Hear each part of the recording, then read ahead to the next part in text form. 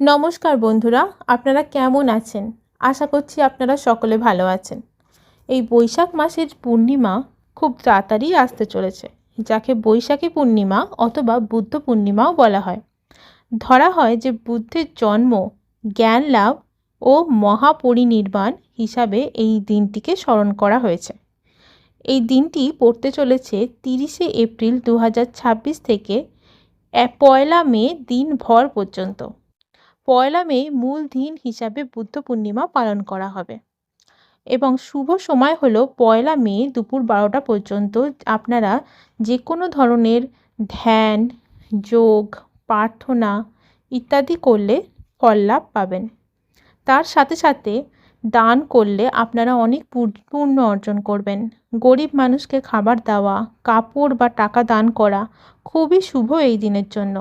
বিশেষ করে জল দান করাকে এই দিনে অনেকটা শুভ হিসাবে ধরা হয়। বুদ্ধ মন্দিরে যাওয়া বা প্রদীপ জ্বালানো অথবা ঘরে যদি বুদ্ধ মূর্তি অথবা ছবি থাকে তাহলে ধূপ বা প্রদীপও আপনারা দিতে পারেন। নিরামিষ খাবার খাওয়া এই দিনে খুবই ভালো বলে ধরা হয়ে থাকে, অর্থাৎ এটি একটি পুজোর দিন। তো আপনারা যদি বাড়িতে নিরামিষ খেতে পারেন সেই দিনটা, তাহলে আপনাদের শরীর স্বাস্থ্য এবং মনের জন্য অনেকটা ভালো।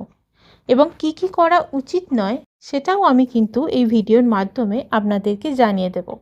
হিংসা বা ঝগড়া করা এই দিন কিন্তু মোটেও উচিত নয়। এই দিনটা সম্পূর্ণ শান্তির প্রতীক হিসাবে ধরা হয়। তার সাথে সাথে মদ্যপান করা একটু এড়িয়ে চলবেন। ধার্মিকভাবে এই দিনটিতে মদ্যপান করা এড়িয়ে চলাটাই ভালো। মিথ্যে কথা বা খারাপ কাজ করা এই দিনে কোনো ভালো কাজ করার চেষ্টা করবেন।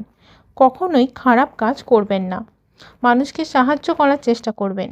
এই দিনে যদি আপনি মানুষকে সাহায্য করেন, উপকার করেন এবং দান ধ্যান করেন, তাহলে এর ভালো ফল আপনারা নিশ্চয়ই পাবেন।